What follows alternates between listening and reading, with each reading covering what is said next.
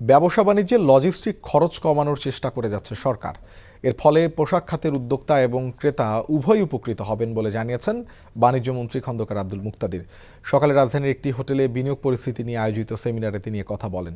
বিনিয়োগকারীদের সুবিধার জন্য ওয়ান স্টপ সার্ভিস নিশ্চিত করার চেষ্টা চলছে বলেও জানান বাণিজ্যমন্ত্রী।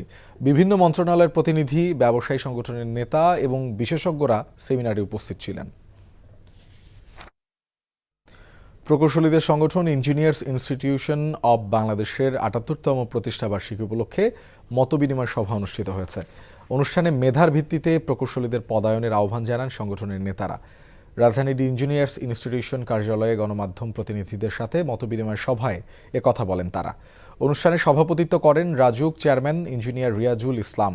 তিনি বলেন, দেশের স্বার্থেই প্রকৌশলীদের যথাযথ মর্যাদা দিতে হবে। ৭ই মে পালিত হবে আইইবির ৭৮তম প্রতিষ্ঠাবার্ষিকী। একই সাথে সংগঠনের ১৮টি কেন্দ্র, ৩৪টি উপকেন্দ্র ও ১৪টি ওভারসিজ চ্যাপিটাপে বিভিন্ন কর্মসূচি পালিত হবে। বাংলাদেশের অটোমোবাইল বাজারে নতুন সংযোজন হিসেবে আনুষ্ঠানিকভাবে উন্মোচন করা হয়েছে মালয়েশিয়ার জনপ্রিয় গাড়ি নির্মাতা পেরোডুয়ারার নতুন মডেল এক্সিয়া ২০২৬ ব্ল্যাক এডিশন। রাজধানীতে এক অনুষ্ঠানে বাংলাদেশে নিযুক্ত মালয়েশিয়ান হাইকমিশনার মোহাম্মদ সুহাদা ওসমান এবং পিএইচপি মোটরস লিমিটেডের ব্যবস্থাপনা পরিচালক মোহাম্মদ আখতার পারভেজ যৌথভাবে এ মডেলের উদ্বোধন করেন। মালয়েশিয়ার শীর্ষ অটোমোবাইল ব্র্যান্ড পেরোডুয়া নতুন এই মডেলটি দেশের বাজারে আধুনিক ডিজাইন ও উন্নত ফিচার নিয়ে এসেছে। পিএইচপি মোটরসের পক্ষ থেকে জানানো হয়, এক্সিয়া ২০২৬ ব্ল্যাক এডিশন একটি প্রিমিয়াম 7 সিটার হ্যাচব্যাক, যা উন্নত স্টাইলিং, আকর্ষণীয় ব্ল্যাক থিম ডিজাইন এবং আরামদায়ক ড্রাইভিং অভিজ্ঞতা প্রদান করবে। গাড়িটি বিশেষ করে শহুরে ব্যবহারকারীদের জন্য উপযোগী করে তৈরি করা হয়েছে বলে জানান সংশ্লিষ্টরা। ১ লাখ টন অপরিশোধিত জ্বালানি তেল নিয়ে সৌদি আরব থেকে বাংলাদেশের জলসীমায় প্রবেশ করেছে এমটি নিনেমিয়া নামের একটি জাহাজ। হরমুজ প্রণালী বন্ধ থাকায় জাহাজটি বিকল্প পথে বাংলাদেশে আসে। ১ লাখ টন অপরিশোধিত জ্বালানি তেল নিয়ে ২১শে এপ্রিল সৌদি আরবের ইয়ানবু বন্দর থেকে বাংলাদেশের উদ্দেশ্যে যাত্রা করে এমটি নিনেমিয়া। এর আগে কাঁচামালের অভাবে গত ১৪ই এপ্রিল বন্ধ হয়ে যায় রাষ্ট্রায়ত্ত জ্বালানি তেল পরিশোধনকারী প্রতিষ্ঠান ইস্টার্ন রিফাইনারির মূল উৎপাদন। রিফাইনারি সূত্র জানিয়েছে, ক্রুড অয়েলবাহী জাহাজটি আজ চট্টগ্রাম বন্দরের বহির্নোঙরে পৌঁছার পর লাইটারেজ জাহাজে খালাসের পর কাল থেকে অপরিশোধিত তেল পৌঁছাবে পতেঙ্গায় ইস্টার্ন রিফাইনারিতে। এখানে তৈরি হবে ডিজেল, পেট্রোল, অকটেন সহ ১৩ জাতীয় পণ্য।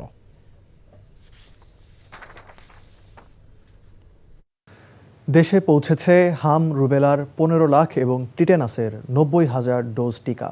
এই তথ্য জানিয়ে স্বাস্থ্যমন্ত্রী সর্দার সাখাওয়াত হোসেন জানান, এরই মধ্যে লক্ষ্যমাত্রার ৯৩% টিকাদান সম্পন্ন হয়েছে এবং আগামী ৪ দিনের মধ্যে বাকি শিশুদেরও টিকার আওতায় আনা হবে। মন্ত্রী অভিযোগ করেন, অন্তর্বর্তী সরকারের ভুল সিদ্ধান্তে এই সংকট সৃষ্টি হয়েছিল। এদিকে গত ২৪ ঘন্টায় হাম ও উপসর্গ নিয়ে আরও ৭ শিশু মারা গেছে। বিস্তারিত জানাচ্ছেন নাহিদ প্রিন্স। হাম ও হামের উপসর্গের মৃত্যু ও আক্রান্তের সংখ্যা বেড়েই চলছে। আর এজন্য সময় মতো টিকা না দেয়া ও টিকার সংকটকে দায়ী করছেন চিকিৎসক ও অভিভাবকেরা। টিকার অভাবে এরই মধ্যে প্রাণ হারিয়েছে ৩ শতাধিক শিশু। পরিস্থিতি মোকাবেলায় গত ৫ এপ্রিল থেকে ১৮টি জেলা ও ৩০টি ঝুঁকিপূর্ণ উপজেলায় জরুরি ভিত্তিতে ৫ বছরের কম বয়সী শিশুদের জন্য বিশেষ টিকাদান ক্যাম্পেইন শুরু করে সরকার। এর মধ্যে নতুন করে বুধবার ইউনিসেফ এবং গ্যাভির সহযোগিতায় দেশে পৌঁছালো হাম, রুবেলার ১৫ লাখ এবং টিটেনাসের ৯০,০০০ ডোজ টিকা। টিকাবাহী বিশেষ কার্গো পৌঁছানোর পর হজরত শাহজালাল আন্তর্জাতিক বিমানবন্দরে গণমাধ্যমের মুখোমুখি হন স্বাস্থ্যমন্ত্রী। এই যে শুরু হয়েছে, এখন আমাদের প্রত্যেক সপ্তাহে একটার পর একটা ডেলিভারি আসবে। আগামী ১০ মে আমরা ১,৮,০০,০০০ ডোজ এমআর, টিডি, BCG, TCB, BOPP and penta vaccine দেশে পৌঁছবে এবং সরবরাহ ব্যবস্থা সম্পন্ন হবে। সেপ্টেম্বর ২০২৬ সালের মধ্যে সম্পূর্ণ ভ্যাকসিন সরবরাহ সম্পূর্ণ করার পরিকল্পনা আমাদের রয়েছে এবং হবে। ২৪-২৫-এ কোনো ভ্যাকসিনেশনে যায়নি, কোনো ভ্যাকসিন কালেক্ট করেনি। এইগুলি সকলগুলির অ্যাকুমুলেটেড অ্যাডভার্স ইফেক্টটা আমাদের উপর পড়েছে। মাত্র ১ মাসের ব্যবধানে বিপুল পরিমাণ টিকা সংগ্রহের এই তৎপরতাকে বড় সাফল্য হিসেবে দেখছেন আন্তর্জাতিক সংস্থাগুলো। Very hard, and you see the vaccines coming in to Bangladesh in less than a month. I can tell you honestly, 24 days. that is a record in my view. And for that, it has been a global pulling together to be able to support the people of Bangladesh and to make sure the children are protected. And I'm very, very pleased that we've got to this point. টিকা সংকটে প্রাণহানির মতো ঘটনা যেন আর না ঘটে সেজন্য দীর্ঘমেয়াদী পরিকল্পনা নিয়ে কাজ করার কথা জানিয়েছে স্বাস্থ্য মন্ত্রণালয়। She had been admitted in Surat. Nahid Prince, NTV news, Dhaka. আমানত ফিরে পেতে এবার চট্টগ্রামে বাংলাদেশ ব্যাংকের সামনে বিক্ষোভ করেছে একীভূত হওয়া 5 ব্যাংকের আমানতকারীরা। সকালে মহানগরীর নিউ মার্কেটস্থ বাংলাদেশ ব্যাংকের সামনে বিক্ষোভ শুরু করেন তারা। একীভূত হওয়ার প্রক্রিয়ায় থাকা ব্যাংকগুলো হলো সোশ্যাল ইসলামী ব্যাংক, এক্সিম ব্যাংক, গ্লোবাল ইসলামী ব্যাংক, ইউনিয়ন ব্যাংক ও ফার্স্ট সিকিউরিটি ইসলামী ব্যাংক। এ সময় এসব ব্যাংকের আমানতকারীরা তাদের আমানতের পূর্ণ নিরাপত্তা ও দ্রুত আমানত ফেরতের নিশ্চয়তার দাবি জানান। পাশাপাশি হেয়ারকাট বা মুনাফা কেটে রাখার সিদ্ধান্ত বাতিল, লেনদেন স্বাভাবিক করা এবং গ্রাহকদের হয়রানি বন্ধের আহ্বান জানান তারা।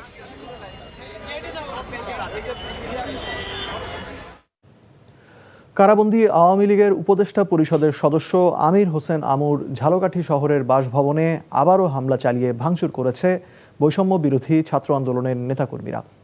বৈষম্য বিরোধী ছাত্র আন্দোলনের নেতাদের অভিযোগ, 2024 সালের 5 আগস্ট ফ্যাসিস্ট আওয়ামী লীগ সরকারের পতনের পরে ওই দিনই ঝালকাঠি শহরের আমির হোসেন আমুর বাসভবন ভাঙচুর করে বৈষম্য বিরোধী ছাত্র আন্দোলন। পরে বাড়িটি আগুন দিয়ে পুড়িয়ে দেয়। এই ঘটনার পর ভবনটি পরিত্যক্ত অবস্থানে ছিল। গতরাতে অজ্ঞাত ব্যক্তিরা ভবনটি সুরক্ষার জন্য প্রধান ফটকে টিনের বেড়া দিয়ে আটকে দেয়। এই ঘটনায় ক্ষুব্ধ হয় বৈষম্য বিরোধী ছাত্র আন্দোলনের নেতাকর্মীরা। খবর পেয়ে দুপুরে ভবনটির প্রধান ফটকের টিনের বেড়া খুলে আবারও ভাঙচুর চালায় তারা। সমাজ কল্যাণ এবং মহিলা ও শিশু বিষয়ক মন্ত্রী অধ্যাপক ডাক্তার AZM জাহিদ হোসেনের মা বেগম জেবুন্নেসা ইন্তেকাল করেছেন। ইন্না লিল্লাহি ওয়া ইন্না ইলাইহি রাজিউন। এই ঘটনায় শোক প্রকাশ করেছেন প্রধানমন্ত্রী তারেক রহমান। ভোরে রাজধানীর এভার কেয়ার হাসপাতালে ইন্তেকাল করেন বেগম জেবুন্নেসা। তার বয়স হয়েছিল 83 বছর। দুপুরে মরদেহ পৌঁছায় ময়মনসিংহে শহরের ব্রাহ্মপল্লীতে। এ সময় মরহুমার ছেলে সমাজ কল্যাণমন্ত্রী ডাক্তার জাহিদ, তার ভাই ডাক্তার জাকির হোসেন সহ পরিবারের লোকজন উপস্থিত ছিলেন। তাদের সান্ত্বনা দিতে ভিড় জমান এলাকাবাসী, স্থানীয় প্রশাসনের ঊর্ধ্বতন কর্মকর্তারা। বাদ আসর ময়মনসিংহ আঞ্জুমান ঈদগাহ মাঠে জানাজা শেষে গোলকিবাড়ি কবরস্থানে দাফনের কথা রয়েছে বেগম জেবুন্নেসাকে। ঢাকা বিভাগের 24টি কলেজের অংশগ্রহণে জমকালো আয়োজনের মধ্য দিয়ে আনুষ্ঠানিকভাবে শুরু হয়েছে ক্লেমন AUB আন্তঃকলেজ ক্রিকেট টুর্নামেন্ট। সকালে এশিয়ান ইউনিভার্সিটি অব বাংলাদেশের নিজস্ব ক্যাম্পাসে উদ্বোধনী ম্যাচের মাধ্যমে পর্দা ওঠে এই প্রতিযোগিতার। উদ্বোধনী অনুষ্ঠানের প্রধান আকর্ষণ ছিলেন বাংলাদেশ জাতীয় ক্রিকেট দলের সাবেক অধিনায়ক ও ক্লেমন স্পোর্টসের COO খালেদ মাসুদ পাইলট। তরুণ ক্রিকেটারদের প্রতিভা বিকাশের উদ্দেশ্যেই আয়োজন করা হয় এই টুর্নামেন্ট।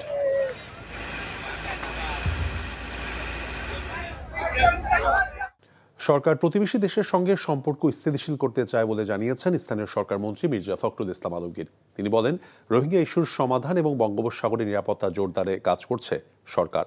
আর প্রধানমন্ত্রীর রাজনৈতিক উপদেষ্টা ডক্টর মাহাদি আমিন জানান, দেশের আইনশৃঙ্খলা পরিস্থিতি বর্তমানে স্থিতিশীল রয়েছে। ইফতেখার রেজার রিপোর্ট। রাজধানীর একটি হোটেলে যুক্তরাষ্ট্র ভিত্তিক গবেষণা সংস্থা কম্পাস আয়োজিত দাতা দেশ ও সংস্থাগুলোর প্রতিনিধিদের সাথে সংলাপে বসে সরকারি উচ্চপদস্থ একটি প্রতিনিধি দল। উদ্দেশ্য বাংলাদেশে বৈদেশিক বিনিয়োগের পথ সুগম করা। সেই সমস্যাগুলো এখানে বলা যায়, যেমন যেহেতু উনি বৈঠক শেষে স্থানীয় সরকার মন্ত্রী ও বিএনপি মহাসচিব মির্জা ফখরুল ইসলাম আলমগীর সাংবাদিকদের বলেন, দেশে বর্তমানে জ্বালানি সংকট একটি বড় চ্যালেঞ্জ, যা মোকাবেলায় কাজ করছে সরকার। তিনি আরও বলেন, একই সঙ্গে বঙ্গোপসাগরের নিরাপত্তা জোরদারেও গুরুত্ব দেওয়া হচ্ছে।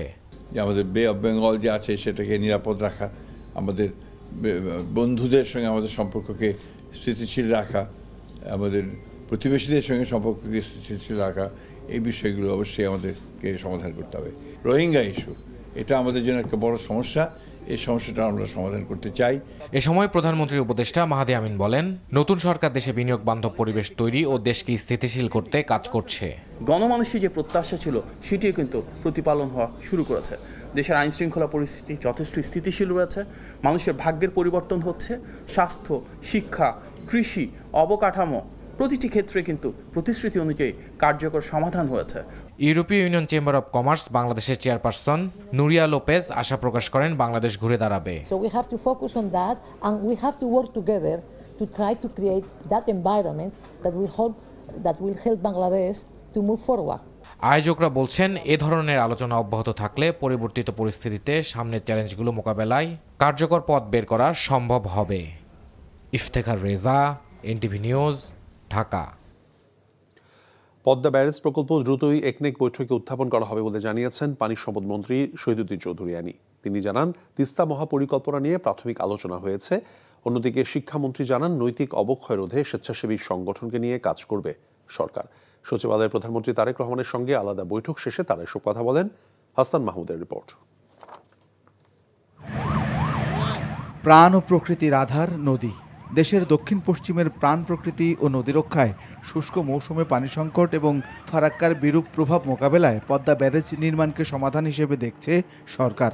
প্রধানমন্ত্রী তারেক রহমানের সাথে সচিবালয়ে পানি সম্পদ ব্যবস্থা বিষয়ক এক সভায় এ নিয়ে আলোচনা করেন সংশ্লিষ্ট মন্ত্রী ও কর্মকর্তারা। সভা শেষে পানি সম্পদ মন্ত্রী জানান পদ্মা ব্যারেজ প্রকল্পের বিষয়ে শিগগিরই সিদ্ধান্ত নেবে সরকার। উত্থাপিত হবে একনেকে। পদ্মা ব্যারেজ সেটার স্টাডি রিপোর্ট, কারিগরি দিক সমীক্ষা প্রায় সম্পূর্ণ। একনেকে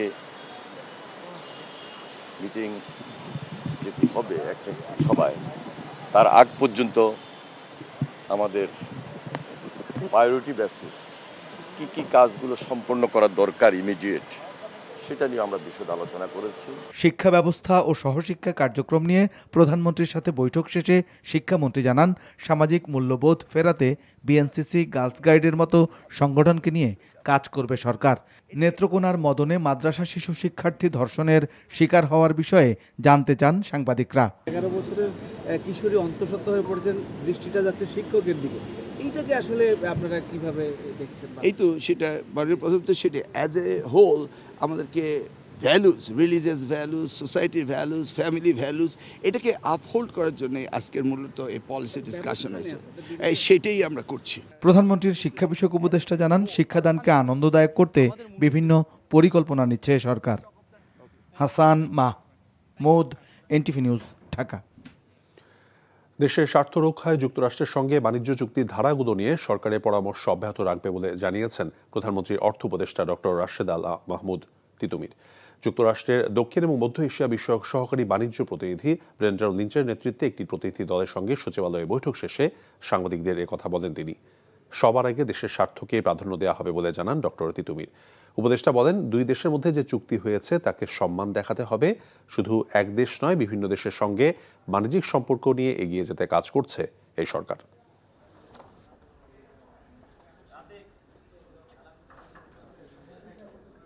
আমরা তো বারবার বলছি যে চুক্তির প্রতিটি বিষয়ের মধ্যে একটা বিষয় খুবই নিশ্চিত, সেটি হচ্ছে যে আমরা কনসালটেশনগুলো করব এবং আমরা সেই মেকানিজমগুলো বার করব এবং যাতে করে বাংলাদেশের আমাদের স্বার্থ লক্ষিত হয়, কারণ সবার আগে বাংলাদেশ। আমি বারবার বলেছি যে বাংলাদেশ কোনো এক্সক্লুসিভ রিলেশনে বিশ্বাস করে না, বাংলাদেশ ইনক্লুসিভ রিলেশনে বিশ্বাস করে। অন্তর্বর্তী সরকারের সময় ঢালাওভাবে দায়ের করা হত্যা মামলাগুলো যাচাই বাছাই করে দেখা হবে বলে জানিয়েছেন স্বরাষ্ট্রমন্ত্রী সালাউদ্দিন আহমেদ। এ বিষয়ে ভুক্তভোগীরা আবেদন করলে ব্যবস্থা নেওয়া হবে বলে জানান তিনি। বুধবার জেলা প্রশাসক সম্মেলনে বক্তব্য শেষে সাংবাদিকদের তিনি একথা জানান। তিনি জানান আওয়ামী লীগের সময় গায়েবী মামলাগুলো প্রত্যাহারের বিষয়ে পরামর্শ দেওয়া হয়েছে। তামজিদ সুমনের রিপোর্ট। রাজধানীর ওসমানী স্মৃতি মিলনায়তনে ডিসি সম্মেলনের শেষ দিনে বৈঠক করেন সরকারের গুরুত্বপূর্ণ মন্ত্রীরা। কর্মসূচির প্রথম সেশনে ডিসি ও বিভাগীয় কমিশনারদের সাথে বৈঠকে বিভিন্ন বিষয়ের উপর পরামর্শ ও অনুশাসন দেন স্বরাষ্ট্রসহ গুরুত্বপূর্ণ মন্ত্রণালয়ের কয়েকজন মন্ত্রী প্রতিমন্ত্রী। বৈঠক শেষে সাংবাদিকদের সাথে কথা বলেন স্বরাষ্ট্রমন্ত্রী। বলেন ইন্টারিমের সময় যেসব অস্ত্র উদ্ধার করা সম্ভব হয়নি সেগুলো বাজেয়াপ্ত করার নির্দেশ দেওয়া হয়েছে। প্রত্যাহার করতে বলা হয়েছে আওয়ামী লীগের সময়কার গায়েবী মামলাও। এছাড়া অন্তর্বর্তী সরকারের সময় ঢালাও আসামি করে হত্যা মামলাগুলোর বিষয়েও কথা বলেন তিনি। বৈষম্য বিরোধী আন্দোলনের সাথে সংশ্লিষ্ট বেশ কিছু মামলা হয়েছে, যেগুলো গণহত্যার মামলা, এবং আওয়ামী ফেসিবাদী বিভিন্ন মানবতা বিরোধী অপরাধের মামলা আমরা যাচাই বাছাই করে দেখব যাতে প্রকৃত আসামি কারা সেটা আইইউ তদন্ত কর্মকর্তা কমিটি তদন্ত করে দেখবেন, আর যাদেরকে উদ্দেশ্যপ্রণোদিতভাবে মামলায় অন্তর্ভুক্ত করা হয়েছে তাদেরকে যাতে নিষ্কৃতি দেয় সেই সুপারিশটা আমরা করেছি, তবে এটা আইনানুগভাবেই হবে। এক প্রশ্নের জবাবে পুশিনের ঘটনা আর ঘটবে না এমন আশাবাদ জানিয়ে মন্ত্রী বলেন, বর্ডার গার্ডকে সতর্ক থাকতে নির্দেশ দেওয়া হয়েছে। আমরা গতকালকে আমাদের বর্ডার গার্ড বাহিনী বিজিবিকে আমরা নির্দেশ দিয়েছি যাতে বর্ডারগুলোতে তারা একটু অ্যালার্ট থাকে, কারণ সেই রকমের সম্ভাবনা দেখি না, যদি হয় যাতে অ্যাড্রেস করতে পারে সেই জন্য আমরা আগে থেকে সতর্কতা অবলম্বন করেছি। এর আগে স্থানীয় পর্যায়ে বিভিন্ন কর্মকাণ্ডে জেলা প্রশাসকদের পূর্ণাঙ্গ সহযোগিতা চান বন ও পরিবেশ মন্ত্রী, পার্বত্য চট্টগ্রাম বিষয়ক মন্ত্রী এবং ক্রীড়ামন্ত্রী। আমরা বলছি যে ওনাদেরকে আমরা যে কার্যক্রমগুলো হাতে নেই, যেগুলি হাতে আসে, যেগুলি হাতে নেব, সেগুলির জন্য ওনারা আমাদেরকে সহযোগিতা করে পূর্ণ উদ্যমে, যাতে করে এগুলি ঠিকমতো বাস্তবায়ন হয়। ওনাদেরকেও বলেছি আমরা একটা রূপান্তরিত গণমাধ্যম ইকোসিস্টেমের মধ্যে প্রবেশ করতে যাচ্ছি। মিসইনফরমেশন এবং আমাদের ডিসইনফরমেশনকে কমব্যাট করা, ফেস করা, যতটা সম্ভব গণমাধ্যমের সঙ্গে সংযোগ রেখে এটা নিয়ম শৃঙ্খলার মধ্যে আনা, সেগুলির দিকে আমরা মনোযোগ দিব। আমাদের জেলা প্রশাসক মহোদয়গণ যারা রয়েছে, যে আপনাদের সাথে আমাদের একটি যোগসূত্র এমনভাবে তৈরি হবে যে সূত্রের মাধ্যমে যাতে আমরা প্রত্যেকটি রুট লেভেলে তৃণমূল পর্যায়ে আমাদের যুবক এবং আগামী প্রজন্ম যারা রয়েছে তাদেরকে কানেক্টেড করে আমরা যাতে কর্মসংস্থানগুলো আমরা নিশ্চিত করতে পারি। এছাড়া এবার কোরবানির ঈদে পশুর চামড়া সংরক্ষণের জন্য সরকার জেলা পর্যায়ে লবণ সরবরাহ করবে বলেও জানানো হয়। Tamjid Suman, NTV news, Dhaka. আগামী 6 জুন থেকে সেনা সদস্যদের চূড়ান্তভাবে ব্যারাকে ফেরানোর কাজ শুরুর সিদ্ধান্ত নিয়েছে সরকার। আগামী জুন মাসের মধ্যে সেনাবাহিনীর সব সদস্যকে মাঠ পর্যায় থেকে সরিয়ে নেওয়ার এই সিদ্ধান্ত নেয় স্বরাষ্ট্র মন্ত্রণালয়ের আইনশৃঙ্খলা সংক্রান্ত কোর কমিটি। সচিবালয় কোর কমিটির বৈঠকে প্রথমে দূরবর্তী জেলা থেকে, পরবর্তীতে ধাপে ধাপে বিভাগীয় শহর এবং বড় জেলা থেকে সেনা সদস্যদের তুলে নেওয়ার সিদ্ধান্ত হয়। আওয়ামী লীগ আমলে 2024 সালের জুলাই মাসে বেসামরিক প্রশাসনকে সহায়তা করতে মাঠে নামে প্রতিরক্ষা বাহিনীর সদস্যরা। অন্তর্বর্তী সরকারের পুরোটা সময় জুড়েই মাঠে ছিলেন তারা। 2 বছর পর নির্বাচিত সরকার ক্ষমতায় আসা 4 মাসের মাথায় ব্যারাকে ফিরছেন সেনা সদস্যরা। ফসল নষ্ট হওয়ায় অনিশ্চিত ভবিষ্যতের দিকে তাকিয়ে হাওরবাসী। ঋণের ফাঁদে আটকা পড়েছে অনেক কৃষক। পরিবার পরিজন নিয়ে কিভাবে দিন কাটবে সেই দুশ্চিন্তা পেয়ে বসেছে তাদের। তবে বুধবার রোদ উঠায় ধান শুকাতে ব্যস্ত কৃষক কিষানীরা। নেত্রকোনা, কিশোরগঞ্জ, হবিগঞ্জ, সুনামগঞ্জ এবং মৌলভীবাজারের চিত্র প্রায় একই। বিস্তারিত জীবন আহমেদের ডেস্ক রিপোর্টে। পানিতে তলিয়ে থাকা ধানগুলো বাঁচানোর আপ্রাণ চেষ্টা হাওরের কৃষকের। বৃষ্টির কারণে সময়মতো ধানগুলো কেটে ঘরে তুলতে পারেননি কৃষক। তড়িঘড়ি করে আধা পাকা ধান কেটে ঘরে তুলেছেন, সেগুলো ব্যবহারে অনুপযোগী। একটিমাত্র ফসল দিয়ে সারা বছর চলতে হয় তাদের। অনিশ্চিত ভবিষ্যতের দিকে তাকিয়ে হাওরবাসী। কৃষি বিভাগের তথ্যমতে নেত্রকোনায় বৃষ্টি আর উজান থেকে নেমে আসা পাহাড়ি ঢলে 17,000 হেক্টর জমির ধান নষ্ট হয়েছে। কপালে চিন্তার ভাঁজ পড়েছে হাজারো কৃষকের। সামনের ঈদও যেন মাটি। বাড়তে শুরু করেছে বিভিন্ন নদ নদীর পানি। 30 কাঠা ক্ষেত লাগাইছি। 30 কাঠা ক্ষেতের মধ্যে 8-9 কাঠার মতো কাটছি, আর বাদ বাকি যে জমি এগুলো পানির নিচে এখনো আছে। যে ধান সিদ্ধ দিছিলাম ওই ধানই এখন খাওয়ার মতো না, এই গন্ধ বাইর হয়ে গেছে। হবিগঞ্জে পানিতে তলিয়ে গেছে প্রায় 11,000 হেক্টর জমির বোরো ধান। চলতি বছর জেলায় 1,30,644 হেক্টর জমিতে বোরো আবাদ হয়েছে। এর মধ্যে হাওর অঞ্চলে আবাদ হয়েছে 46,954 হেক্টর। কৃষি বিভাগ বলছে এরই মধ্যে হাওর অঞ্চলে 65% জমির ধান কাটা হয়েছে। তবে কৃষকের সাথে কথা বলে এবং সরজমিনে গিয়ে এমন কোনো তথ্য পাওয়া যায়নি। এদিকে জেলার খোয়াই, কুশিয়ারা সহ সব কয়টি নদ নদীর পানি বাড়তে শুরু করায় হাওর অঞ্চলে পানির বৃদ্ধি পাচ্ছে।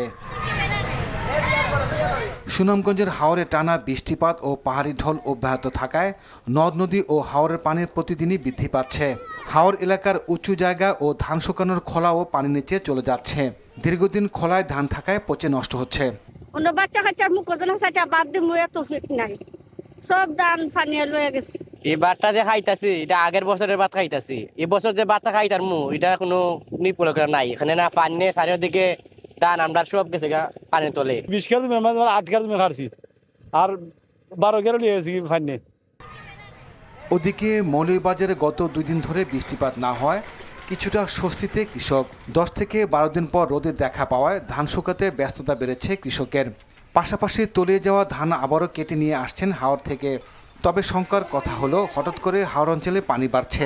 যেটা বাড়ছে তার সবগুলোই, এটা তো ওর 50-50 ধান নষ্ট। মোটামুটি কিছু শুকাইতাম পারবো, আর তো যেমন গেছে তো গেছে। হাওর অঞ্চলের কৃষকদের বাঁচাতে সহজ শর্তে ঋণ সহ প্রণোদনা দেওয়ার দাবি সচেতন মহলের। Jibon Ahmed, NTV news desk. Mobile phone ব্যবহার করছিলেন না সে মাদ্রাসা শিক্ষক। গ্রেফতার এড়াতে বারবার স্থান পরিবর্তন করলেও র্যাবের জালে ধরা পড়েন নেত্রকোনায় ছাত্রী ধর্ষণ ও অন্তঃসত্ত্বার ঘটনায় অভিযুক্ত শিক্ষক আমানুল্লাহ মাহমুদি।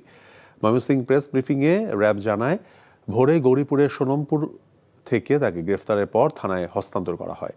আর শিশুটির অন্তঃসত্ত্বার বিষয়টি নিশ্চিত করা চিকিৎসকের নিরাপত্তা জোরদার করা হয়েছে। সামাজিক যোগাযোগ মাধ্যমে ছড়িয়ে পড়া শিশুটির ডিএনএ রিপোর্টে তথ্য সঠিক নয় বলেও জানিয়েছে র্যাব।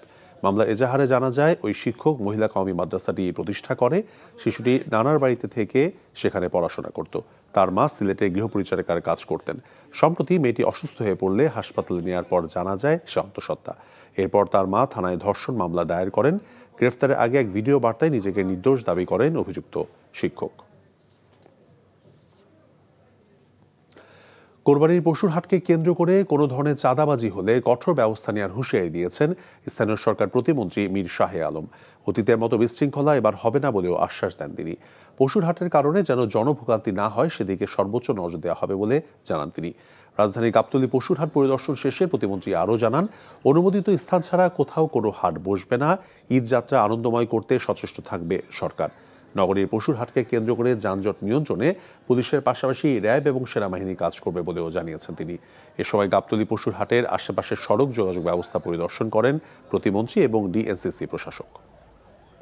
বিনিয়োগকারীদের সুবিধার জন্য ওয়ান স্টপ সার্ভিস নিশ্চিত করার পাশাপাশি ব্যবসা বাণিজ্যে লজিস্টিক খরচ কমানোর জন্য সরকার চেষ্টা করে যাচ্ছে বলে জানিয়েছেন বাণিজ্যমন্ত্রী খন্দকার আব্দুল মুক্তাদির। আজ রাজধানীর একটি হোটেলে বাংলাদেশ টেক্সটাইল শিল্পে সার্কুলার ট্রানজিশন শীর্ষক এক সেমিনারে তিনি এসব কথা বলেন। বাণিজ্য মন্ত্রণালয় এবং বিজিএমইএ যৌথভাবে এই সেমিনারের আয়োজন করে। সরকারের নেওয়া বিভিন্ন কর্মসূচির ফলে পোশাক খাতের উদ্যোক্তা এবং ক্রেতা উভয়ের উপকৃত হবেন বলে আশা প্রকাশ করেন বাণিজ্যমন্ত্রী। বাংলাদেশ থেকে তৈরি পোশাক ক্রয়কারী বৃহৎ প্রতিষ্ঠানের প্রতিনিধি, ঢাকায় নিযুক্ত কয়েকটি দেশের রাষ্ট্রদূত এবং আন্তর্জাতিক সংস্থার প্রতিনিধিদের উপস্থিতিতে বাণিজ্যমন্ত্রী অর্থনৈতিক ইকোসিস্টেমকে টেকসই করতে পিছিয়ে পড়া দেশগুলোকে সামনের দিকে নিয়ে আসার জন্য উন্নত বিশ্বকে সহায়তা করার আহ্বান জানান। বাংলাদেশ পাকিস্তান টেস্ট সিরিজ প্রসঙ্গ। ঘরের মাটিতে সাদা পোশাকে কখনো পাকিস্তানের বিপক্ষে টেস্ট জেতা হয়নি বাংলাদেশের। এবার সে আক্ষেপ ঘোচাতে চান স্বাগতিকদের হেড কোচ ফিল সিমন্স। এদিকে পাকিস্তানের তারকা পেসার শাহিন শাহ আফ্রিদির লক্ষ্যটা আরও উঁচুতে। বাংলাদেশের বিপক্ষে সিরিজ তো জিততে চানই, চোখ রাখছেন টেস্ট চ্যাম্পিয়নশিপের ফাইনালে। নিলয় মজুমদারের রিপোর্ট। 2024 সালে পাকিস্তানের মাটিতে প্রথমবার তাদের বিপক্ষে সিরিজ জিতেছিল বাংলাদেশ। সেই সুখস্মৃতিটা এখনও মনে গেঁথে থাকলেও সেটাকে অতীত বলে এগিয়ে যেতে চান বাংলাদেশের হেড কোচ। এবার দেশের মাটিতে পাকিস্তানের বিপক্ষে টেস্টে নতুন ইতিহাস গড়তে চান ফিল সিমন্স। পাকিস্তানকে হোয়াইট ওয়াশ করাটা অতীত, সেটা পুরনো হয়ে গেছে। হ্যাঁ, প্রেরণা তো খেলোয়াড়রা পাবেই, তবে ওইটা পাকিস্তানের মাটি ছিল। আমরা এই সিরিজ জিতে নতুন ইতিহাস গড়তে চাই। প্রায় 5 মাস বিরতির পর সাদা পোশাকে বছরের প্রথম টেস্টে খেলতে নামছে বাংলাদেশ। সাদা বলের ব্যস্ততা কাটিয়ে লাল বলে মানিয়ে নিতে খুব বেশি সময় পায়নি নাজমুল হোসেন শান্তর দল। তবে এটা কোনো সমস্যা হিসেবে দেখছেন না বাংলাদেশের কোচ। টেস্ট ক্রিকেট মূলত একটি মানসিক পরিবর্তন, তবে একই সঙ্গে দলে এমন অনেক খেলোয়াড় আছে যারা সাদা বলের ক্রিকেটে ছিল না এবং গত কয়েক মাস ধরে লাল বল নিয়েই কাজ করছে। তাই আমি মনে করি ফরম্যাট পরিবর্তনের এই প্রক্রিয়াটি আপনার ধারণার চেয়েও সহজ হবে।